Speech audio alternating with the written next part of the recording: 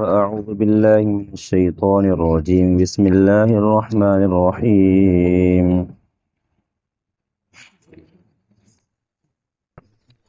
لقد كان لكم في رسول الله أسوة حسنة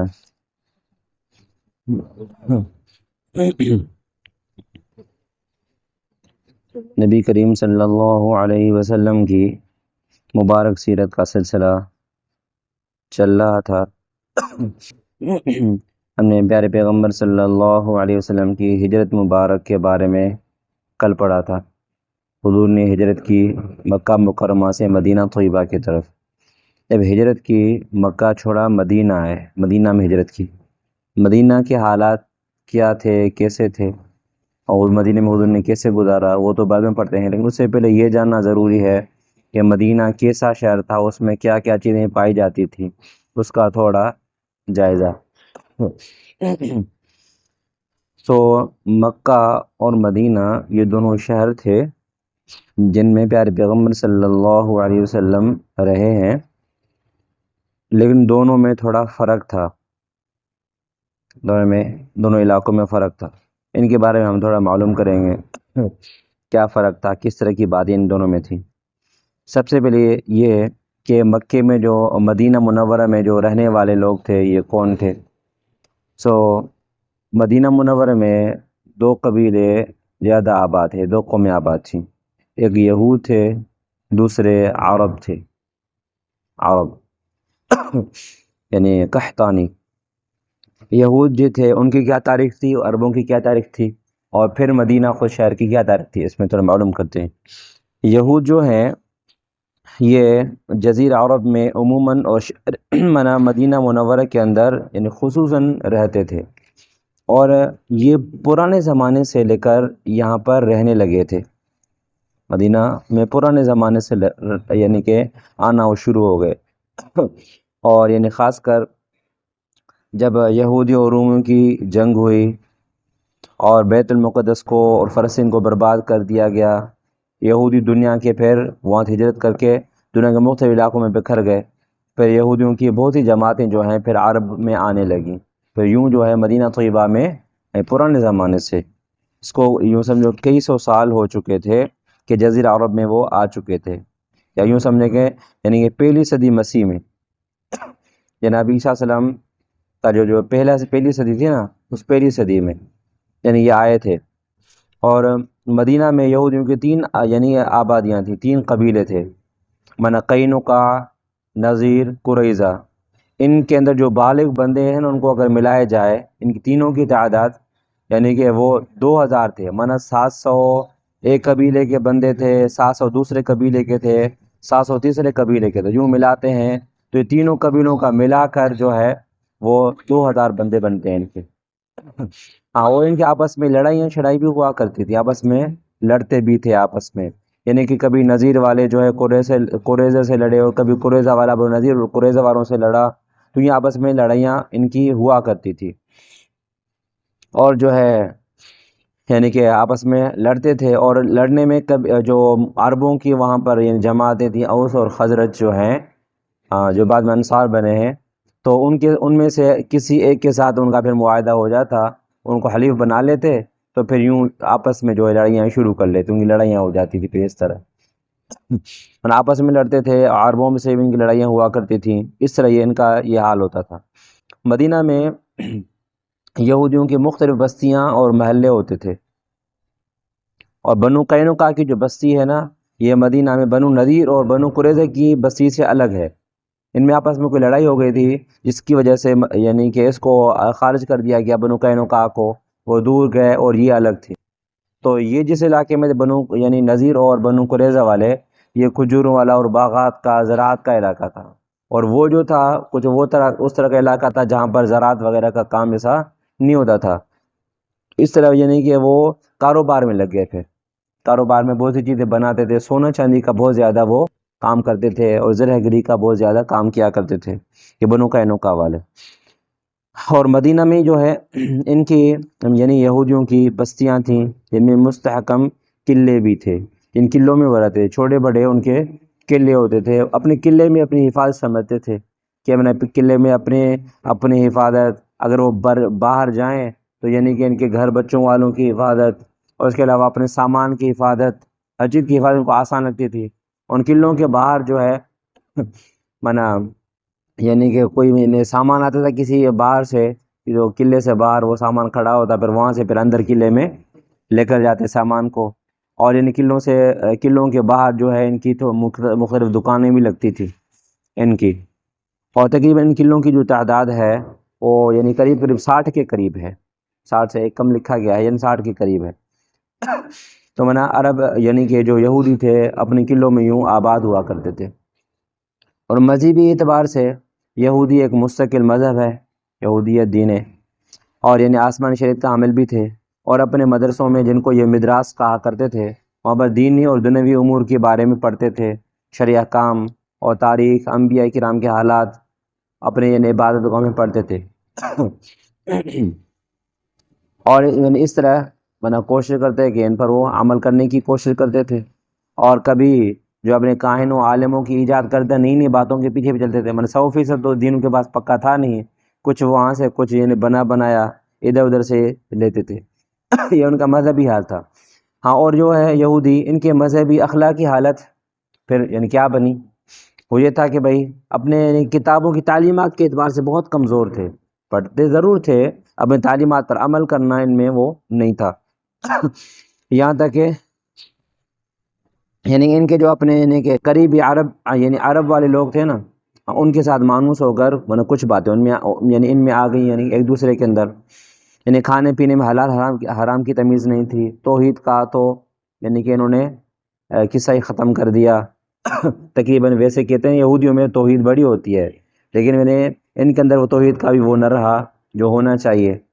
اور یعنی اخلاقی پستی اس حد تک اخلاق میں اس طرح گرے پڑے تھے، اپنے یعنی کام نکالنے کے لیے گھٹیا کام کرنے پر بھی آمادہ ہو جاتے، اپنا کام نکالنا ہے کسی سے تو جادو کروا دیا مخالف پر، جیسے ہمارے ماحول میں بھی رہے نا، یہ گھٹیا پن کی علامت ہے، کسی کو یعنی کہ کام نکالنے کے لیے اس پر جادو کر دینا، اس کو اپنے کنٹرول میں کر دینا۔ اور یہاں تک کہ ایک ساتھی نے بتایا کہ اس نے اپنی امی کا واقعہ بتایا کہ ان کے امی کے جب یعنی دفن کیا جا رہا تھا، اس کے منہ میں کسی نے جو ہے وہ یعنی کہ تعویذ ڈالا ہوا تھا۔ تو یہاں تک یعنی کہ لوگ گندی حرکت ہے۔ اب یہ نہیں دیکھتے ہوئے مجھے بھی مرنا ہے ایک روز، یعنی کہ مرے ہوئے انسان کے منہ میں تعویذ ڈالا جاتا ہے کسی کے دو بندوں میں دشمنی ڈالنے کے لیے، اب وہ مرے ہوئے کے منہ میں ڈال دیا، وہ قبر میں چلا گیا، دوبارہ تو یعنی کہ ویسے اگر تعویذ ہوتے ہیں نکال بھی لیتے ہیں تعویذ، اب کسی مردے کے منہ سے کون یعنی کہ نکالے گا، کسی کو پتہ بھی نہیں چلے گا۔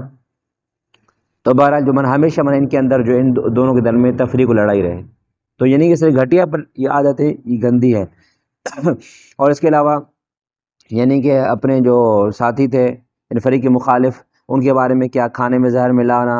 اور طنز کرنا، تعریض کرنا اور دھوکہ ڈالنا،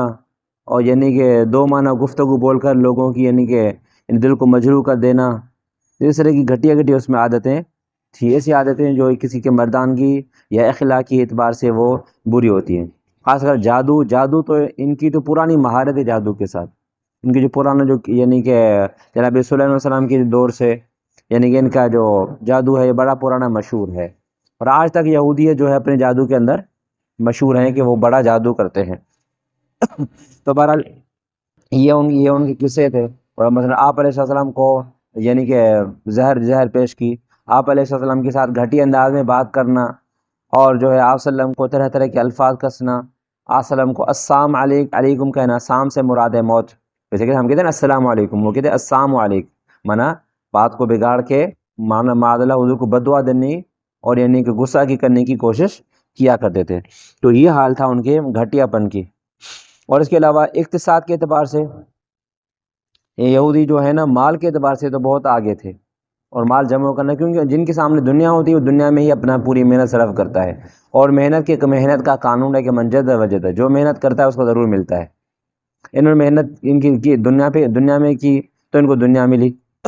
تو اس کے اعتبار سے مالی یعنی کہ معاملات کرتے تھے، اور یعنی کہ سامان رہن میں رکھواتے تھے، اور سود پر بھی یہ چلتے تھے،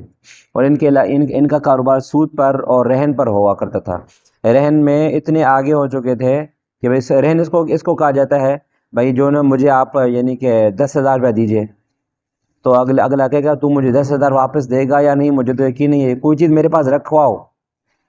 گروی جس کو ہم کہتے ہیں، میرے پاس گروی رکھواؤ، عربی میں گروی کو رہن کہتے ہیں، گروی رکھواؤ، تو یعنی کہ میرے پاس اپنے موبائل رکھواؤ، اپنے سونے کی انگوٹھی رکھواؤ، سونے کی گھڑی رکھواؤ، موبائل رکھواؤ، اس کو رہن کہتے ہیں۔ اس طرح یعنی کہ جو یہودی تھے کیا کرتے تھے، یہاں تک کہ ان کے جو یعنی کہ انداز و گفتگو سے بھی معلوم ہوتا ہے کہ اگر کسی کے پاس اگر مال نہیں ہوتا، یہ اس بات پر بھی آمادہ ہوتے اپنے بیویاں بھی رکھوا کے جاؤ، اور اپنے اگر بیویاں بھی نہیں رکھواتے اپنے یعنی بیٹوں کو بیٹیوں کو رکھوا کے جاؤ، تو یہاں تک یہ کام کیا کرتے تھے۔ جو بہرحال اس یعنی کہ پیسے کے چکر میں یعنی کہ غیرت سے بہت آگے نکلتے، البتہ عرب تو بڑے غیرت مند تھے، ان سے یہ بات برداشت نہیں ہوتی تھی، اور یہ جو ہیں یعنی کہ یہود اپنے حساب سے یعنی کہ صرف یہ چاہتے تھے بھائی مجھے مال کا نفع ملے، مال کا سب کچھ کر گزرتے تھے، اور پھر مال کی وجہ سے چور بازاری بھی کرتے تھے، ذخیر اندوزی بھی کرتے تھے، اور جو ہے سود خوری بھی کرتے تھے، اور یعنی کہ گھٹی ان کی عادتیں تھیں یہودی کے اندر۔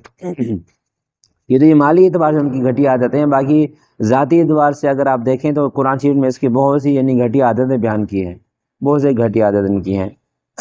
آج تک یعنی یہودیوں کا اگر حال ہم دیکھیں فلسطین کے اندر، تو ان میں یعنی کہ انسانیت کے نام سے بھی انسان کے نام کی کوئی چیز نہیں ہے۔ تو یعنی کہ اگر انسان بھی ہوتی ہے نا بھائی، یعنی کہ اپنے بھی ان کے بچے ہیں تو مسلمان بچوں پر کم از کم ترس کھاتے،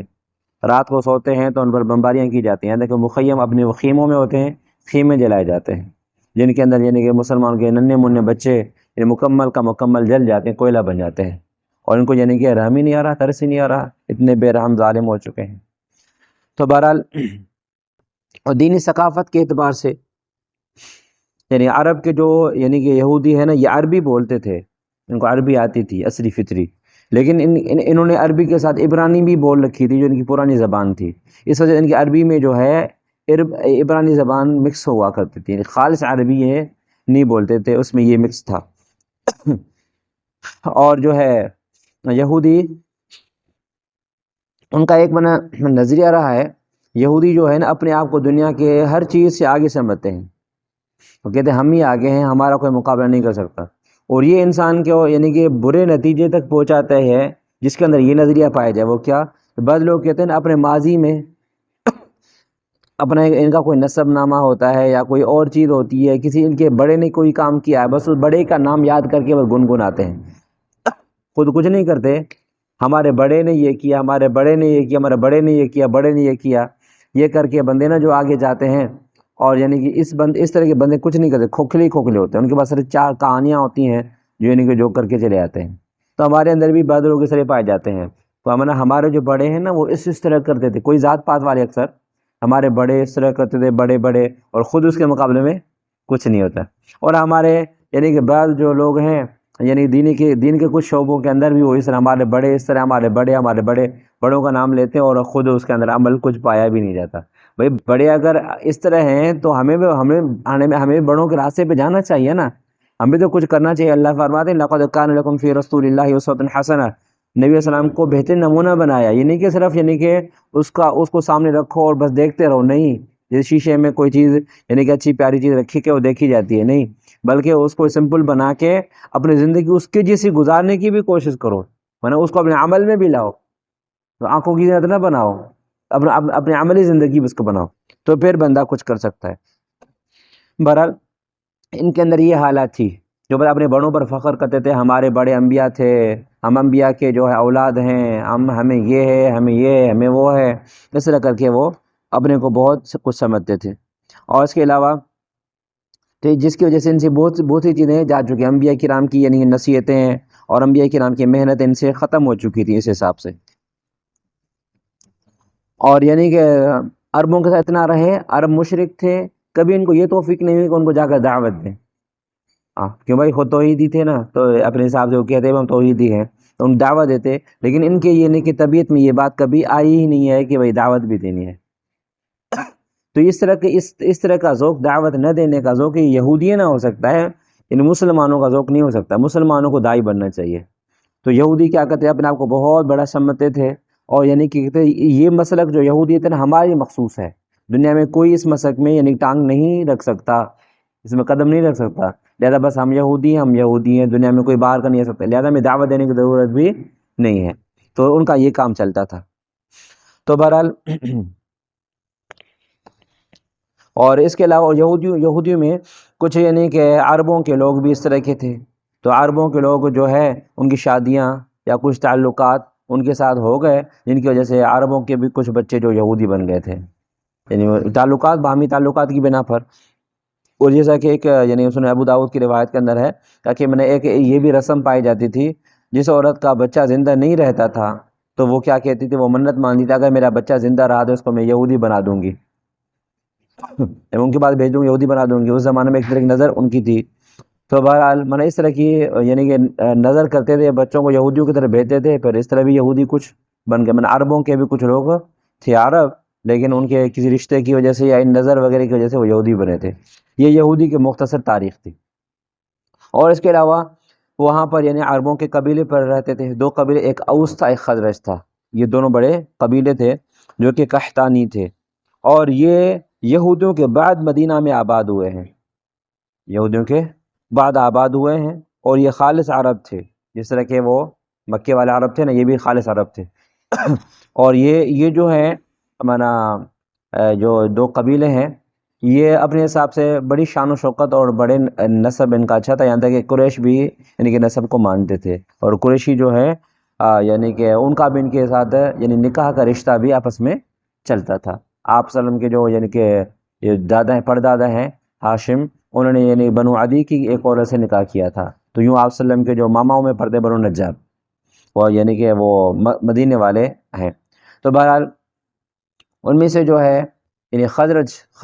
ایک اوس قبیلہ تھا، ایک خزرج، اور خزرج قبیلے کے 4 قبیلے تھے، مالک، عدی، مازن اور دینار۔ تو یہ عرب جو تھے یعنی کہ اپنے حساب سے بڑا وثوق رکھتے تھے، اور یعنی کہ وہ یہودی بھی تھے، لیکن یہودی کے مقابلے میں بڑا پاور رکھتے تھے وہاں پر، یہودی کے مقابلے میں یہ جو اوس اور خزرج والے ہیں مدینہ طیبہ میں جب آئے بڑا پاور رکھتے تھے۔ اور یہ جو یعنی کہ دونوں قبیلے تھے، ان کے آپس میں لڑائیاں بھی ہوا کرتی تھیں، باہم ایک دوسرے سے ہو جاتی تھیں، یہودیوں کے ساتھ ہو جاتی تھیں، اور بڑی بڑی جنگیں ان کی ہوئی۔ مثلا پہلی جنگ بڑی جو ہوئی نا باہمی، وہ سمیر کی جنگ ہے۔ آخری جو جنگ ہے جو یعنی کہ ہجرت کے 5ویں سال یہ جنگ ہوئی دونوں قبیلوں کے بیچ میں، وہ جنگ بعاث تھی۔ اور حقیقت میں ان دونوں کی جو جنگیں ہوتی تھیں ان کا وجہ یہودی ہوتا تھا، مطلب سمجھ میں یہودی شروع سے لے کر یعنی کہ منافقی رکھتا ہے، ان کے ساتھ رہتا بھی تھا، ان دونوں کو آپس میں لڑائی کرتا تھا۔ جیسے کہ واقعہ ہے نا کہ آپ صلی اللہ علیہ وسلم کے صحابہ کرام آپس میں بیٹھے ہوئے تھے، ایک عرب وہاں پر آیا، ان کو دیکھا کہ ارے یہ دونوں کس زمان میں آپس میں لڑے ہیں، اب جو ہے ان شیر و شکر بن کے آپس میں بیٹھے ہوئے کچریاں کر رہے ہیں۔ تو دوسرے اپنے بندے کو بٹھائے ان کے ساتھ، کہا تم ان میں بیٹھو، ان کی پرانی جنگ ہے نا اس کی شاریاں کھولو، اور یعنی دونوں کو بھڑکاؤ آپس میں لڑے۔ تو شاریاں پرانی یعنی کہنا شروع کر دی، دونوں آپس میں بھڑک اٹھے، یہاں تک کہ تلواریں نکل رہی تھی میانوں سے۔ تو بیچ میں آپ علیہ السلام آ رہے تھے مہاجروں کے وفد کے ساتھ، تو آپ صلی اللہ علیہ وسلم نے فرمایا یہ کیا بات ہوئی، یہ کسی جہالت کی تم آپس میں للکارے ہوئے، اے فلاں اوس قبیلہ، اے خزرج قبیلہ۔ اور پھر آپ صلی اللہ علیہ وسلم نے اس جنگ کو کنٹرول کر لیا۔ پھر دوبارہ حضور نے ان کو دین کی باتیں بتائیں، صحابہ کرام دوبارہ شیر و شکر ہو گئے۔ تو اس طرح جو ہے یہودی نے ہمیشہ اس طرح کیا تھا، یہودی کا مقصد یہ تھا کہ آپس میں یہ دونوں لڑتے رہیں اور ہماری طرف ان کی توجہ نہ ہو، اور جو ہے ہم مزے سے جو کرنا چاہتے ہیں سو کریں، ورنہ یہ ہمارے طرف ان کی توجہ ہوگی تو یہ ہم سے لڑیں گے۔ اس وجہ سے ان کو لڑانے کی پوری کوشش کر رہے تھے۔ آج بھی دیکھو ہمارے پاکستان کے ساتھ یہ جو یعنی کہ باہر کی دنیا والے ہیں اس طرح کرتے ہیں، بھائی ہمارے پاکستان جو ہے قریبی ہمارا ملک افغانستان ہے، افغانستان اور یعنی پاکستان، اور دونوں یعنی کہ مسلمان ملک ہیں، آپس میں ان کے یعنی کہ دینی اعتبار سے ایک دوسرے کے ساتھ قربانیاں دی ہوئی ہیں، لیکن بیچ کے لوگ دونوں کو لڑانے کی کوشش کر رہے ہیں، آپس میں بڑی لڑیں، پھر کیا ہوگا، ہم آپس میں لڑیں گے تو وہ اس بات میں خوش ہوں گے آپس میں بس یعنی کہ ان کی لڑائی ہو، اور ہم سے ان کی سوچ دور ہو، یعنی ہم سے لڑائی کی نہ سوچیں، یہ ان کی سوچیں۔ تو اس طرح کی سوچیں جو ہے یہودی قسم کی سوچیں ہیں، اور جو مکار قسم کے لوگ ہیں وہ اس طرح کی کیا کرتے ہیں۔ بہرحال یہ ان کا یعنی کہ مختصر ہم نے دیکھا اوس اور خزرج کے بارے میں۔ اور اس کے علاوہ اب ہے جو مدینہ طیبہ ہے نا، مدینہ طیبہ جس میں نبی علیہ السلام کو اللہ تبارک و تعالی مبعوث فرمایا، یہ کچھ یعنی کہ اس طرح بنا ہوا تھا گویا کہ نبی علیہ السلام کے لیے ایک یعنی اللہ پاک نے ایک جگہ مقرر کی جو کہ فوجی اعتبار سے بہت سیفٹی کی جگہ تھی،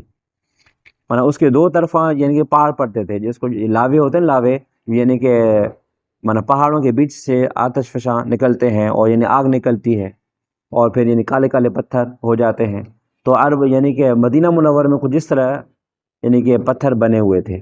ممکن ہے کہ زمانے میں وہاں پر لاوے بھی چلتے ہوں، یعنی زمین یعنی پہاڑوں سے جو ہے آگ نکلتی ہو۔ تو بہرحال اس کے ایک طرف یعنی کہ مغربی طرف جو ہے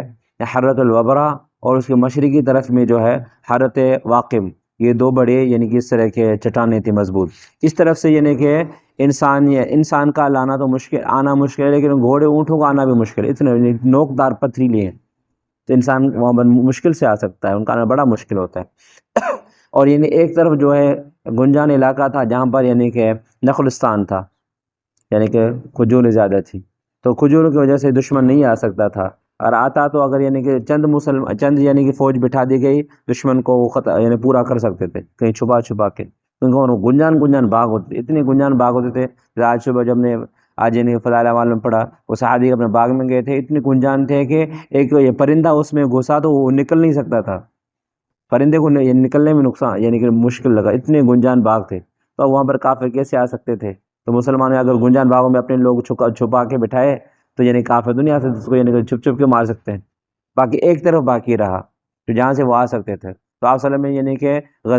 غزوہ یعنی خندق کے موقع وہاں پر خندق کھدوائی تھی، باقی راہ سے ویسے سیفٹی تھے، ایک جگہ تھی اردو نے وہاں خندق کے ذریعے سیفٹی بنا دی۔ تو یوں جو ہے گویا کہ اللہ تبارک و تعالیٰ نے یعنی کہ نبی علیہ السلام کے لیے اس جو علاقے کا انتخاب کیا اس حساب سے انتخاب کیا تھا کہ ادھر کی سیفٹی ہو جائے، ادھر وہاں پر بیٹھ کر جو ہے پوری دنیا میں حکومت کر سکیں، پوری دنیا کے اندر جو ہے دعوت پھیلا سکیں۔ جیسا کہ ہم نے پہلے کہا کہ مدینہ کے اندر جو تھا نا یعنی کہ یہودیوں کے قلعے تھے، یعنی کہ آبادی کچھ اس طرح کی تھی، کچھ علاقوں میں یعنی کہ جہاں پر اکثر مسلمان رہتے تھے وہاں پر یعنی خالی گھر ہوتے تھے، یعنی کہ ایک چھوٹی بستی وہاں پر، ایک چھوٹی بستی وہاں پر، ایک چھوٹی بستی وہاں پر، چھوٹی چھوٹی بستیاں اور محلے ہوا کرتے تھے، اور ان کے پاس اپنے باغات وغیرہ بھی ہوتے تھے۔ اور جو یہودی ہوتے تھے ان کے جو ہے قلعے ہوتے تھے، اب وہ اپنے قلعوں کے اندر اپنے رہا کرتے تھے۔ قلعے گویا کہ ان کی وہ خاص کالونیاں ہوتی تھیں، انہیں میں ان کا یعنی رہن سہن ہوتا تھا، کھانا پینا سب کچھ وہاں پر ہوا کرتا تھا۔ اور اس کے علاوہ مدینہ کی جو دینی حالت ہے اور معاشرے کی حیثیت یہ ہے کہ مدینہ جو ہے نا مکے والوں کے ساتھ یہ ان کے ساتھ یعنی دین بت پرستی میں شریک تھا، شرک والی میں، جس طرح وہ یہ مشرکی میں تھے تو یہ بھی ان کے ساتھ مشرکی میں تھے، لیکن وہ جو مرکز تھا، گڑھ تھا مکہ، تو وہاں پر بت پرستی بہت زیادہ ہوتی تھی، اس کے مقابلے میں مدینہ میں بت پرستی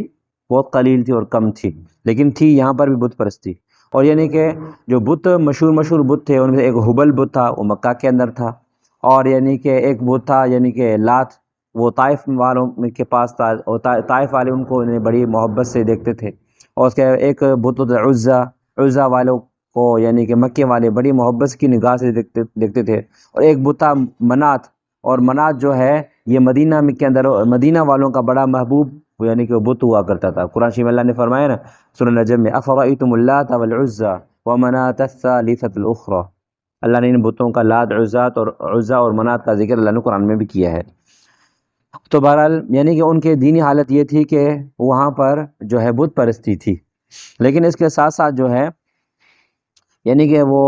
ان انبیاء کرام کو یعنی جانتے تھے نبوت بھی کوئی چیز ہوتی ہے، کیونکہ یہودیوں کے ساتھ نا وہ رہے تھے، ان باتوں کو جانتے تھے۔ اور اس کے علاوہ یہ مدینہ کے اندر یعنی کہ کچھ عیدیں بھی ہوتی تھیں، اپنی عیدیں ہوتی تھیں، ایک کو یعنی نوروز کہتے تھے، ایک کو مہرجان کہتے تھے، دو عیدیں تھیں، شاید انہوں نے وہ دونوں عیدیں ایران والوں سے لی ہوئی تھیں، ان میں وہ یعنی عید کیا کرتے تھے۔ جب پیارے پیغمبر علیہ الصلوۃ والسلام آئے تو آپ علیہ الصلوۃ والسلام نے جو ہے فرمایا ان دو عیدوں کے بدلے اللہ نے ہمیں دو عیدیں اور دی ہیں، ان کو لے لو، ان کو چھوڑ دو، کیونکہ ہر عید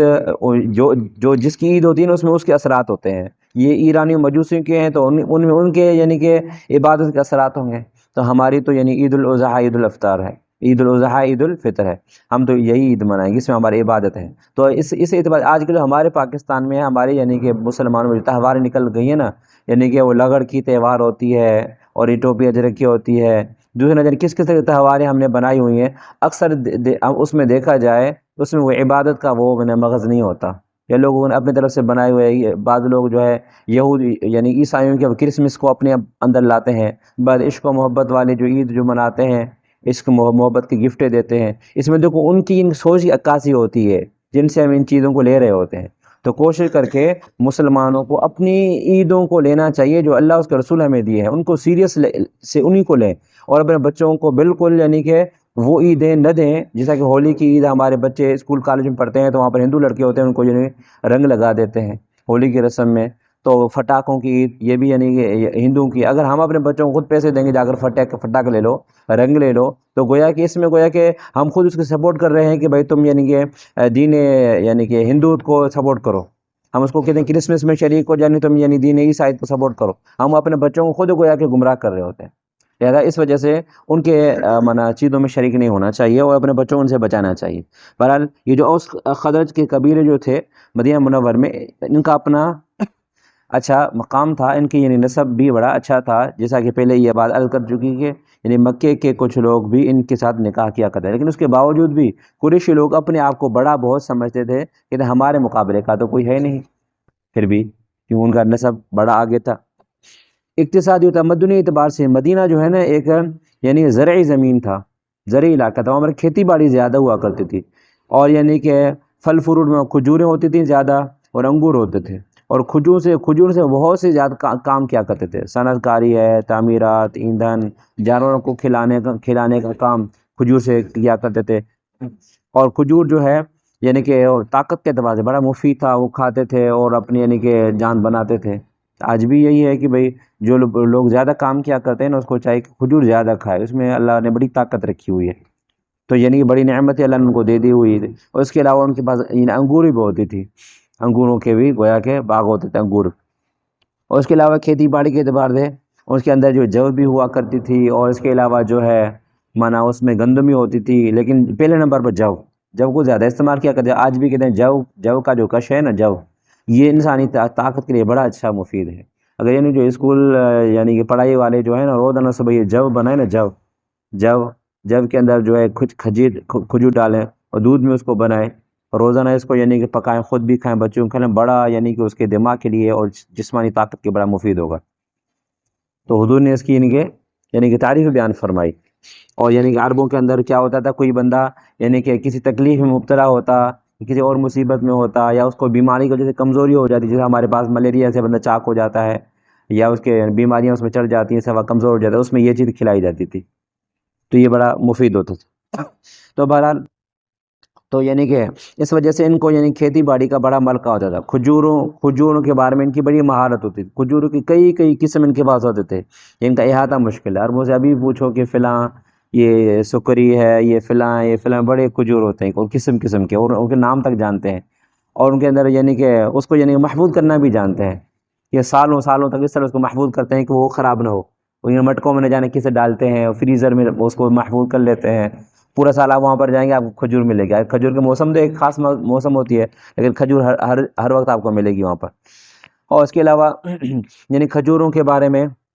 بہت کچھ جانتے تھے.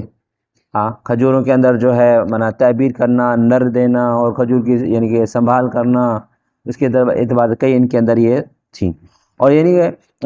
یہ جو مدینہ والے ہیں، صرف باغبانی پر گزار نہیں ہوتا تھا، لیکن ان کے کچھ لوگ جو ہیں یعنی کہ کاروبار بھی کیا کرتے تھے. ہاں، کاروبار اس لیول کا نہیں تھا جو مکے والوں کا تھا. تو مکے میں تو یہ کھیتی باڑی تھی نہیں، ان کو یعنی تجارت کرنا پڑتا تھا. ان کے سفر ہوتے تھے شام اور یمن کی طرف، تو وہاں پر آتے جاتے تھے. ان کے پاس تو ماشاءاللہ ہر چیز موجود تھی، کھانے پینے کی خوراک، تو ان کو سفر کی ضرورت نہیں پڑتی تھی. ہاں، اللہ ماشاءاللہ کچھ چیزیں جو ان کے پاس نہیں ہوتی تھی، ان کی وجہ سے یہ سفر بھی کیا کرتے تھے. اور اس کے علاوہ کاروبار بھی ہوتا تھا. خاص کر مدینہ میں کاروباری جو لوگ ہوتے تھے نا، یعنی کہ یہودیوں کے لوگ ہوتے تھے، بنو قینقاع کے لوگ، یعنی کہ وہ صنعت گری کیا کرتے تھے، سونا چاندی کرتے تھے. یہاں سونا چاندی میں اتنا آگے جو سونا بناتے تھے، جمع کرتے تھے، اتنا آگے تھے، ان کے گھر سونے چاندی سے بھرے ہوتے تھے یہودیوں کے. اور جو ہے یعنی کہ ان کے جو باغ ہوتے تھے، باغوں میں 4 دیواریاں بھی دیا کرتے تھے، جیسا کہ ابھی ہم نے حدیث کا واقعہ پڑھا تھا. ہاں، اور باغ کے گنجان بھی ہوا کرتے تھے، جن کے اتنی بڑی گنجان باغ ہوتے تھے کہ پرندوں کو نکلنا بھی مشکل ہوتا تھا. تو اس کے علاوہ غلوں میں جو اور یعنی کہ گیہوں ہوتا تھا. سبزیوں ترکاریوں میں بھی یعنی بہت سی سبزیاں ان کے پاس ہوتی تھیں. اور جن کو استعمال کرتے تھے. ہاں مکے مدینے والوں کا سکہ ایک ہوتا تھا، جسے ہم نے کہا نا درہم دینار، ہاں وہ چیزیں ان کے پاس ہوتی تھی. اور مزید کچھ پیمانے بھی ان کے پاس ہوتے تھے، مد، صاع، فرق، عرق، وسق، یہ چیزیں ان کے اندر ہوا کرتی تھی. اور یعنی کہ درہم دے چھوٹی چھوٹی چیزیں، کیرات، رتل، اوقیہ، یہ ان کے پاس ہوا کرتے تھے. اور اس کے علاوہ مدینے والوں کے پاس جو ہے یعنی کہ جانور بھی ہوتے تھے، اونٹ بھی ہوتے تھے، گائے، بکریاں، اور اونٹوں سے زمین کی سینچائی بھی کیا کرتے تھے، یعنی کہ منا پانی نکال کے. ہاں جی، ناروا ہندیا اساں وٹ ناروا ہی داوا، یعنی کہ وہ کنویں سے پانی نکال کے یعنی کہ باغوں کو دینا اونٹوں کے ذریعے سے، ان کے پاس یہ بھی ہوتا تھا. اور یعنی کہ ان کے اس طرح کے لوگ بھی ہوتے تھے جو کہ مویشیاں چراتے تھے اور گھوڑوں کو یعنی جنگوں میں استعمال کرتے تھے، اور اس کے علاوہ ان کو پالتے تھے. یہ بھی ان کے اندر ہوتی تھی. اور مدینے میں بازاریں بھی لگتی تھیں، اور کہتے ہیں سب سے اہم بازار بنو قینقاع والی ہوتی تھی. وہی بات، بنو قینقاع کی بازار گویا کہ وہ سونا بازار ہوتے تھے. تو جہاں پر سونا ہوتا ہے وہاں پر تو ویلیو ہوتی ہے نا، تو سونے کی بازار ہوتی تھی. تو قریب دوسرے بازار بھی، کوئی جوتے کی بازار، کوئی وہ بازار، کوئی وہ بازار، وہ بازار بھی لگتی تھی. اور وہاں پر یعنی اچھی چیزیں ملتی تھی، مطلب سعودی کپڑا ملتا تھا، ریشمی کپڑا ملتا تھا، رنگین یعنی گالیچے ملتے تھے، نقشے والے پردے ملتے تھے. اب آپ خود اندر رکھو، مطلب باقاعدہ شہر ہے نا مطلب مدینہ. اور عطر، یعنی عطر ملتے تھے، اور یعنی مشک ملتے تھے، عنبر، پارا، یعنی یہ چیزیں وہاں پر بہت سی چیزیں ملا کرتی تھی. اور طرح طرح کے کاروبار بھی ہوا کرتے تھے. اس میں پھر حضور صلی اللہ علیہ وسلم کو جب تک کاروبار بتائے گئے تو سودی کاروبار تھے، یا جس میں یعنی کہ کوئی غلط تھا، حضور نے کچھ ختم کرائے، کچھ میں اصلاح درستگی کر لی، تو یعنی یہ کاروبار کرو، یہ نہ کرو. یا آج بھی لوگ پیسے کے چکر میں جائز ناجائز کا فرق نہیں کرتے، بس بھائی کاروبار کریں اور پیسہ جمع کریں. کم از کم ہم جو بھی نیا کاروبار کرتے ہیں صرف پیسوں کے چکر میں نہ دیکھیں، اسلام کو اولیت دے دیں. حضور نے فرمایا نا، یعنی ان لکل امت فتنہ و فتنۃ امتی المال. حضور نے فرمایا ہر امت کا کوئی نہ کوئی فتنہ ہوتا ہے، میری امت کا فتنہ مال ہے. جس مال کے اندر ہم اتنے آگے جا چکے ہیں کہ بھائی اس کی وجہ سے ہم حلال حرام کی تمیز کبھی بھول جاتے ہیں. ایسا نہیں کرنا چاہیے. تو بہرحال یعنی کہ ان کے اندر یعنی بہت سی چیزیں یعنی کہ اس طرح کی پائی جاتی تھی. اور یعنی کہ بیٹھنے کے لیے کرسی کا استعمال بھی ہوتا تھا، شیشے پتھر کے پیالے بھی ہوتے تھے، آب خورے بھی ہوتے تھے، آب خورے. اور یعنی کہ گھر اور کھیت کے کاموں کے لیے چھوٹی چھوٹی ٹوکریاں بھی ان کے پاس ہوتی تھیں، تھیلیوں کی جگہ پر ٹوکریاں بھی ان کے پاس ہوتی تھی. اور یعنی کہ یہودیوں کے جو مالدار جو لوگ تھے ان کے گھر میں فرنیچر بھی ہوا کرتا تھا،